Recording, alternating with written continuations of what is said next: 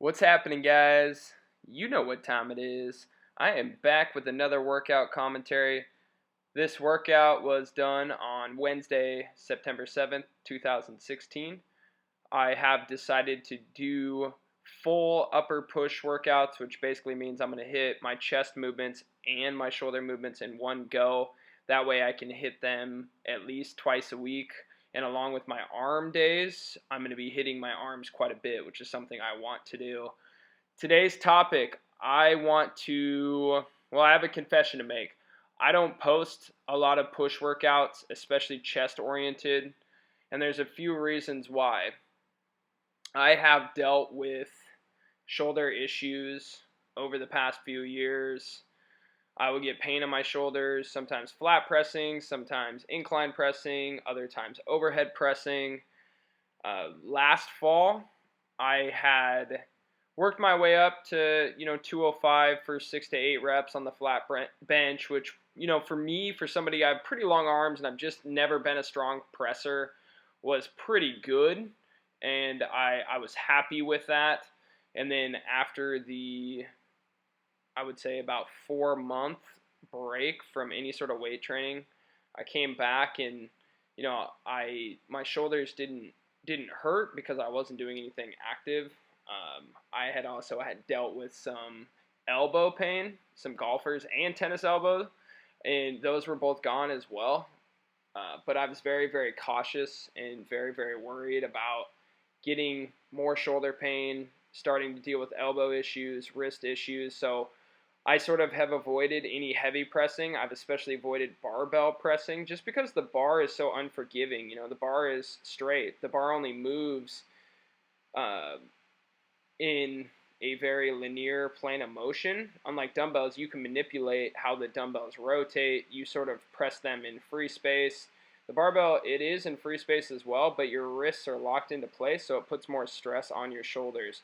Now, in those first 3 clips, you saw me do a paused flat bench, a touch and go overhead press, as well as a touch and go incline press. Now, my goal here, I am going to work on 4 sets of 6 to 8 of paused flat bench twice a week, working my way up. I do want to build back up to a respectable bench. Like I said, I've never been a strong presser. I've last year pressed 235. I've pressed as much as 275, but that was all the way back in college, so that's been a number of years now. So I do have goals, and I do want to get stronger. I've done a lot of high volume, high rep work, and that's paid off a lot. I feel good in my body. I feel lean. I feel like I can handle a lot of volume, which is awesome. But I do need to get stronger, especially on my pressing. If I want my chest to grow, which is a major priority for me, I am going to have to boost my raw strength on all of my pressing movements in order to do more volume and to do more reps, more sets at higher weights, and that's what's going to lead to increased growth. That's why it's so important to get stronger. Now, I did want to talk about a few things in regards to the shoulder issue, because it's like, okay, I've seen your videos. You have mentioned maybe a little bit of shoulder here and there, but you've never really explained it. Well, I want this to be a cautionary tale because I've had to rebuild my pressing over and over again throughout the past 10 years. I can't tell you how many times I worked my way up to low 200s, pressing for reps, feeling pretty good, and then all of a sudden I start dealing with nagging shoulder pain or burnout, and then my numbers drop back down and 135 feels like 225. And it's very debilitating mentally to have to go back to old familiar territory and feel like everything is brand new again. So this is just a warning for everybody out there that doesn't take foam rolling seriously, doesn't do any static stretching, doesn't warm up their shoulders before they press, does movements that actually hurt their shoulders, but they're just too stubborn and they keep going with it. And like, oh, well, barbell bench causes a lot of pain, but I got to keep doing it because I want a big chest. I don't want to lose my bench numbers. I'm just telling you from personal experience, listen to your body. If you're getting pain, there's something going on. It either means you need to fix it or you need to ditch that exercise. So take it from me, I've had to build and rebuild my bench over and over again throughout my lifting career, and there's never been anything more frustrating than that, honestly. I can't think of another thing in my lifting career that's been more frustrating than my lack of consistency when it comes to pressing. The only other issue that comes close to that would be nagging issues with barbell squatting. So once again, you can kind of see what's the common theme. Barbells. Now, I've become smarter, or I should say I've become smart enough to realize my limitations. And yes, I do pick exercises and pick rep ranges and sets and whatnot based on what feels good for my body now. That's a long time spent doing different exercises and realizing, finally accepting, like, don't be hard-headed. Don't stick with things just because the internet told you that you needed to do X, Y, or Z exercise to get a big X, Y, or Z muscle. Find what works for you. There's so many different exercises out there.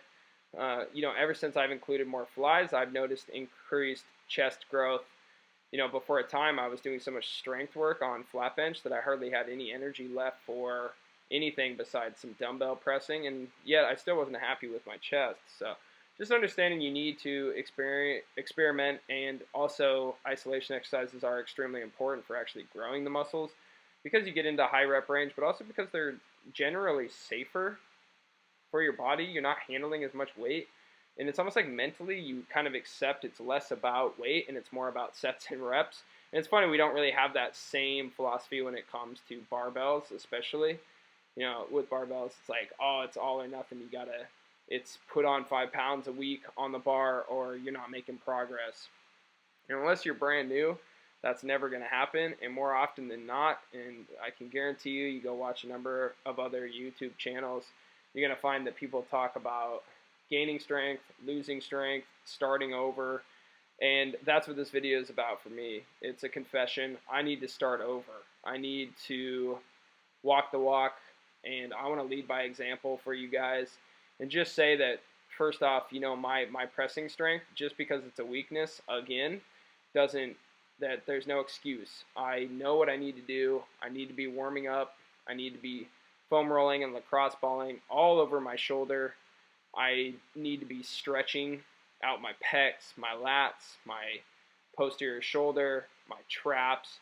I need to be doing a lot of different things, and one of my goals is to be able to press body weight and a half eventually, which would be somewhere between 275 to 300, and I definitely think I can get there if I can keep myself healthy. So that's the bottom line. It's not sexy, and it's something that we all hear, but we don't actually practice very well, and that is staying injury-free is one of the best ways to make progress, to make gains, as they say. If you can stay injury-free, you're going to continue to be able to train hard, because when you do start, no matter how tough you are, when you do start to suffer pain, physical pain, your brain is going to shut down muscle activation. You are going to shut down. You will stop doing those exercises. Believe me, it doesn't matter how mentally strong you are, or physically strong you are. Once you're in pain, your whole mindset changes. You become fixated on the pain and not on the exercise. So, 2 things, I think, good takeaways. If you're having pain, there's something wrong. No exercise should cause you physical pain. And I'm not talking about the pain, the good pain of exercise and the fatigue you feel. I'm talking about sharp pain. And second off, and I will make a video talking about mobility and stretching for the upper body. Don't ignore that stuff. Start sooner rather than later. If you're not doing anything currently, you need to start. I will make that video and post it for you guys. And yes, like I said, heed my advice for all the younger guys out there in their late teens and early 20s. Learn to do these stuff that isn't sexy. Warming up, stretching, foam rolling. All of those things will lead to a healthier body that moves better. And I would also expect that you'll make greater progress, not just because you can train all the time, but because your body moves better. So, with all that said, guys, I hope you enjoyed the video. If you did, please be sure to subscribe if you haven't already. Also, make sure to hit that thumbs up button and leave a comment down below. Until next time, guys, I am out.